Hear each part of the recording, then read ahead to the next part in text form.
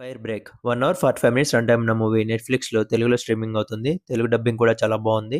Movie ఎలా ఉందో తెలుసుకుందాం. దానికంటే ముందు చాలా మంది చూస్తున్నారు గానీ సబ్స్క్రైబ్ అయితే చేసుకోవట్లేదండి. కొంచెం సబ్స్క్రైబ్ చేసుకోండి. మాకు కొంచెం సపోర్ట్ ఇచ్చినట్టుంటుంది. మూవీ నాకైతే జస్ట్ యావరేజ్ అనిపించింది. ఎక్కువ థ్రిల్లింగ్ ఎలిమెంట్స్‌ని ఎక్స్‌పెక్ట్ చేసి మూవీ చూస్తే ఖచ్చితంగా డిసప్పాయింట్ అయితే అవుతారు. స్టోరీ విషయానికొస్తే మారా అనే ఒక లేడీ తన హస్బెండ్ చనిపోయిన తర్వాత తన హస్బెండ్ తమ్ముడు ఫ్యామిలీతో కలిసి తను ఉంటున్న ఇంటిని అమ్మేసి సిటీలో సెటిల్ అవ్వాలనుకుంటుంది. అదే సమయంలో ఫారెస్ట్‌లో ఉన్న యాంటీనా నుంచి నిప్పు రవ్వలు పడడంతో అడవి మొత్తం అంటుకుంటుంది. అప్పుడు వీళ్ళు త్వరగా అక్కడి నుంచి వెళ్ళిపోవాలనుకుంటారు. అదే సమయంలో తన కూతురు లిడా కనిపించకుండా పోతుంది. తన కూతురు కనిపించకుండా పోవడానికి ఎదురింట్లో ఉన్న అతనే కారణం అనుకొని మారా ఏం చేసింది? తన కూతురిని ఎవరు కిడ్నాప్ చేశారు? తన కూతురు ఎలా మిస్ అయ్యింది? చివరికి మంటల్లో చిక్కుకున్న తన కూతురిని ఎలా కాపాడుకోగలిగారు అన్నది రిమైనింగ్ స్టోరీ. స్టోరీ రొటీన్‌గానే ఉన్నప్పటికీ ఆ పాపకు ఏం జరిగింటుంది అనే ఇంట్రెస్ట్‌ని మనలో కలుగజేస్తారు. ఆ పాపకు ఏమైంటుందనే టెన్షన్‌ని కూడా కలిగించారు. కాకపోతే మూవీ మొత్తం కూడా రిపీటెడ్ సీన్సే ఉంటాయి. అక్కడ మనకు చాలా బోరింగ్‌గా ఉంటుంది.